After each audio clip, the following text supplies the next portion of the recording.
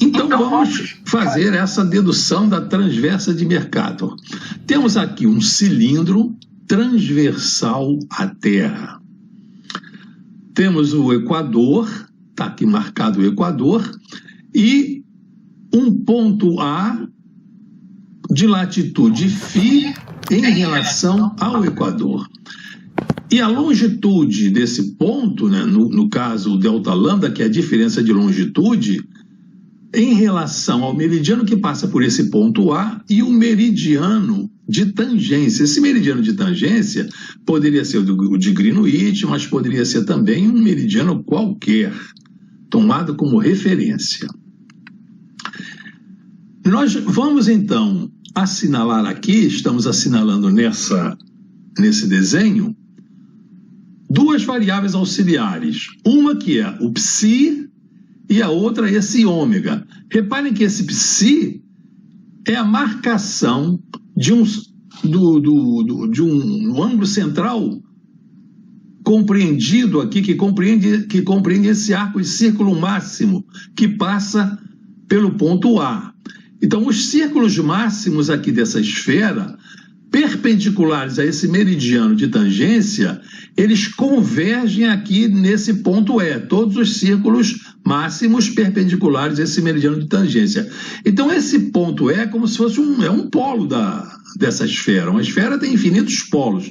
Nesse caso aqui, ele vai corresponder ao polo geográfico. Aqui está o polo geográfico da Terra, e esse ponto E será um polo fictício. E esse meridiano de tangência, em relação a essas novas variáveis auxiliares, ele será, então, um equador fictício.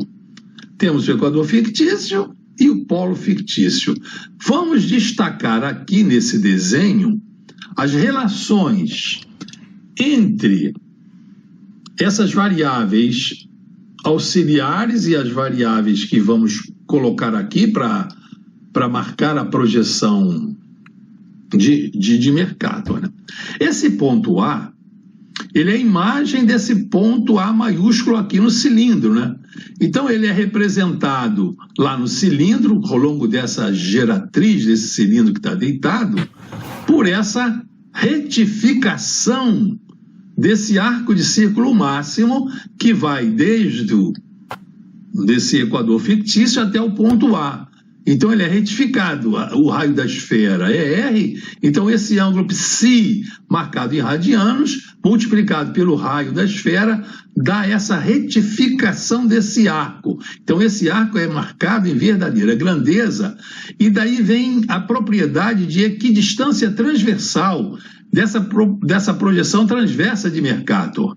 Esses arcos de círculo máximo representados na projeção, eles não são deformados. Como também não é deformado esse arco aqui do equador fictício, que é, no caso, o meridiano de tangência. Ele não é deformado, ele é retificado em relação a esse ângulo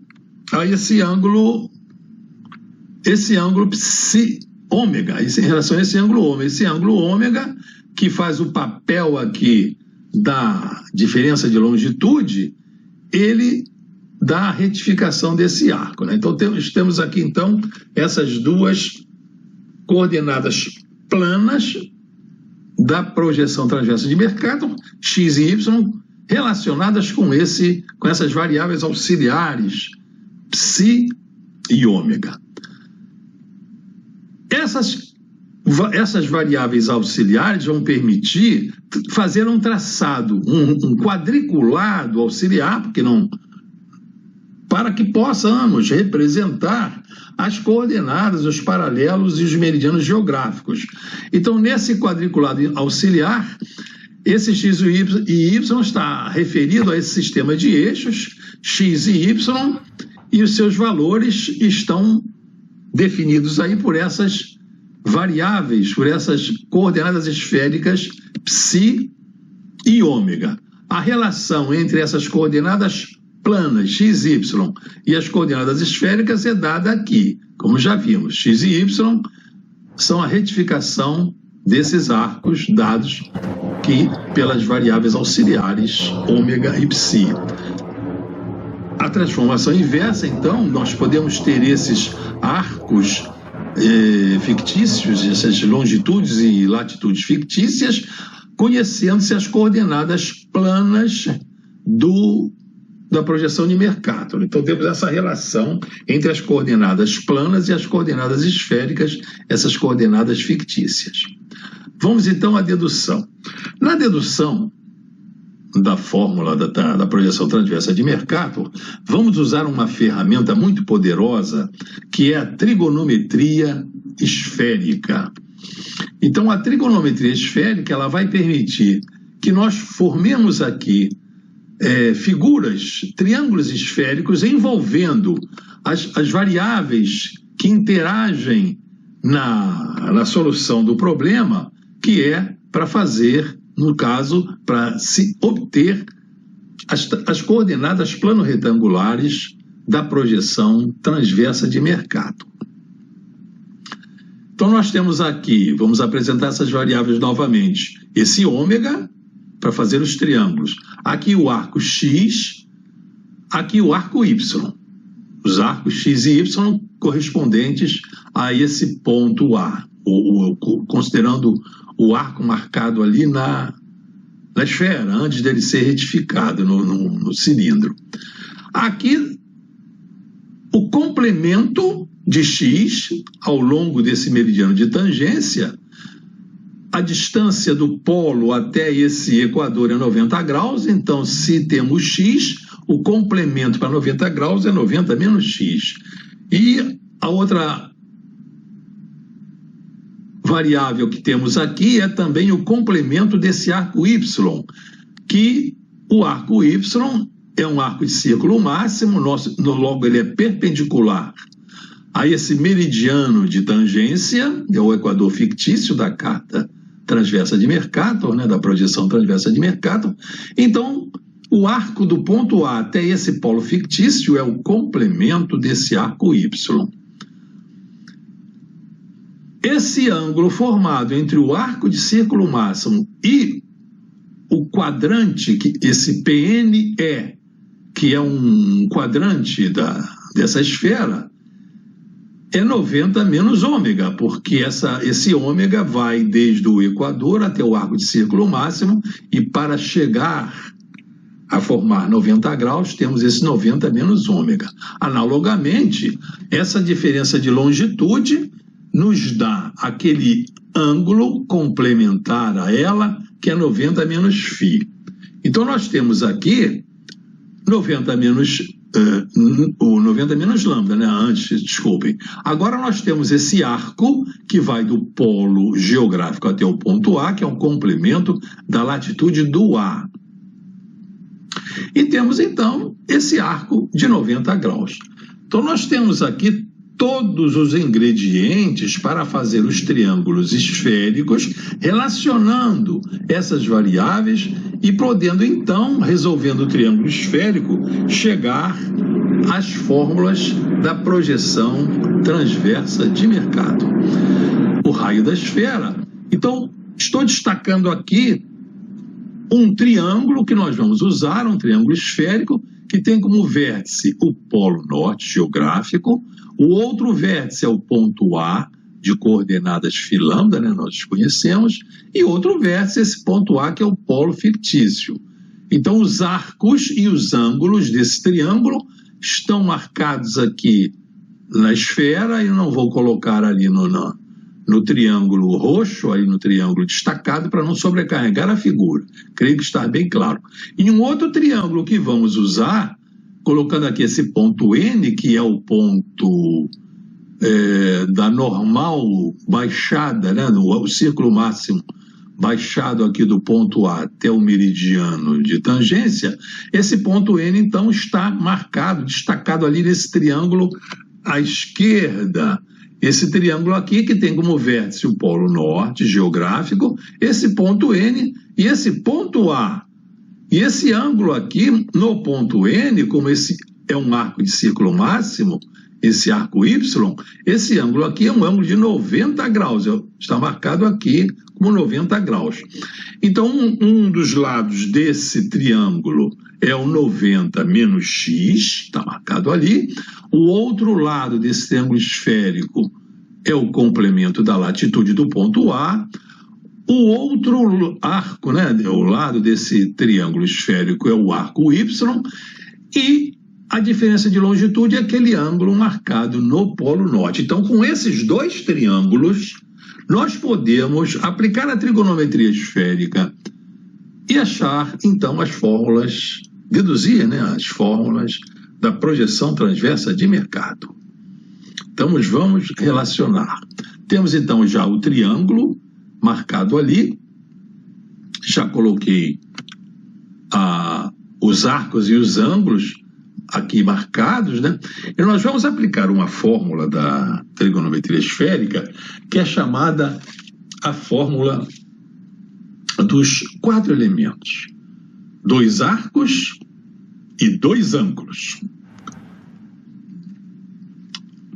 Aplicando, então, essa fórmula dos 4 elementos aqui na figura e tirando aqui o valor desses arcos e desses ângulos, nós temos que o cosseno desse arco, cosseno de 90, vezes o cosseno desse ângulo aqui, 90 menos lambda, o ângulo adjacente a esse arco de 90 graus, é igual ao seno desse arco de 90 pela cotangente do lado oposto a esse lado de 90 graus, cotangente de 90 menos φ, menos o seno desse ângulo 90 menos lambda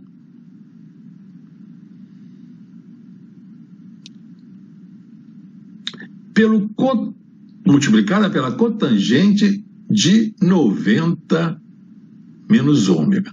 Temos aqui, então, valorizada essa fórmula dos 4 elementos pelas variáveis aqui esféricas e de arcos e de ângulos aqui na figura. Bom, vamos simplificar. O cosseno de 90 nós sabemos que é 0. O seno de 90 nós sabemos que é 1. Então, esse primeiro membro da equação ele já se anula, porque o 0 multiplicado aqui por esse fator fica anulado. Aqui fica 1. E vamos, então, agora reduzir ao primeiro quadrante essas linhas complementares. Ficamos, então, com essa expressão. No primeiro membro, 0. Aqui, cotangente de 90 menos φ fica sendo a tangente de φ, são funções trigonométricas inversas.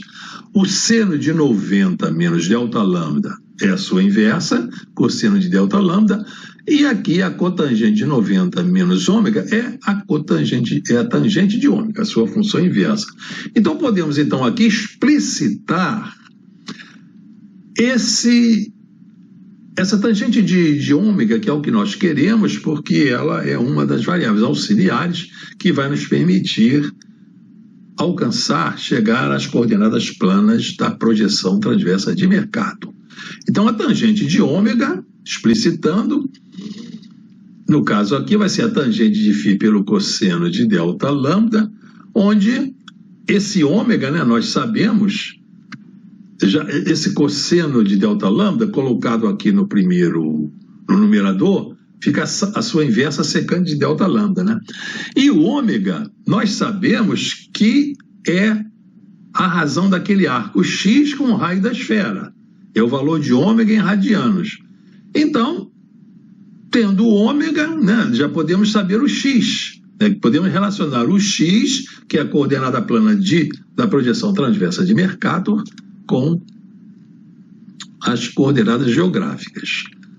Está ela aqui, tangente de x sobre r. Então, o x, tirando aqui, né, se a tangente x sobre r é essa, então x sobre r é o arco que tem essa tangente. Então, o x é r vezes o arco que tem essa tangente. Está aqui, né? Pronto. Então, já temos, então, aqui o valor, né, do x da coordenada de transversa de Mercator, em função das coordenadas geográficas φ e delta lambda. Vamos ao outro triângulo, para determinar a outra fórmula do y, determinar o y. Então nós temos aqui aquele triângulo, com o y aqui já marcado, que é o nosso interesse. Aqui esse ângulo é 90 graus. E nós podemos aplicar aqui a lei dos senos.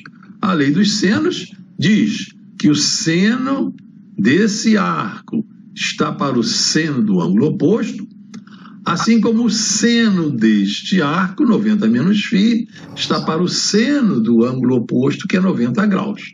Então, com isso, nós conhecemos φ e Δλ, podemos determinar o seno de y sobre r, porque o seno de 90 é 1.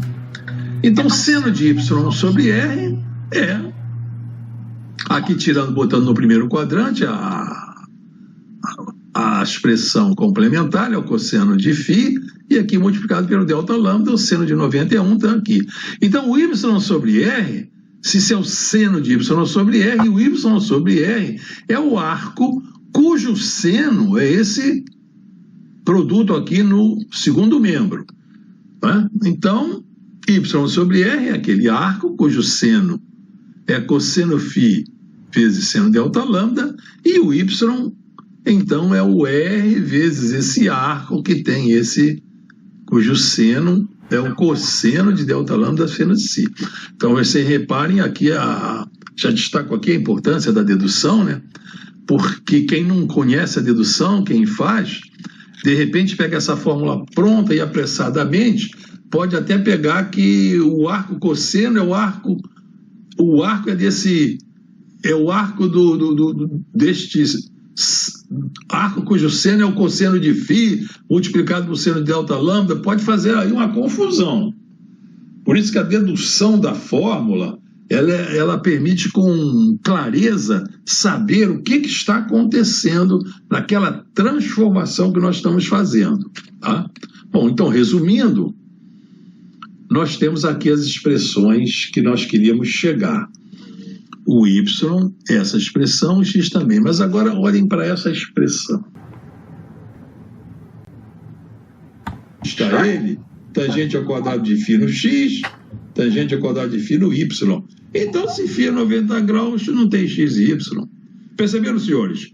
Então fica acabada a confusão. A projeção transversa de Mercator não é a projeção UTM.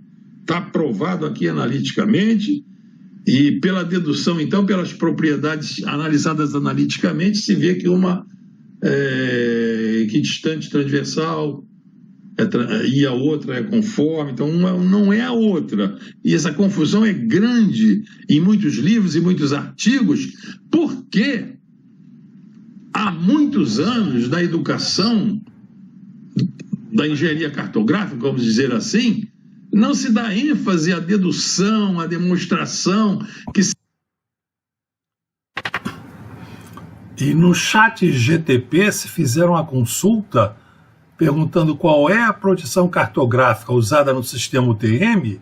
A resposta dessa inteligência artificial é que é a projeção transversa de Mercator. Então, essa inteligência artificial está errada. Não é a projeção transversa de Mercator que é usada no sistema UTM, sim a projeção conforme de Gauss.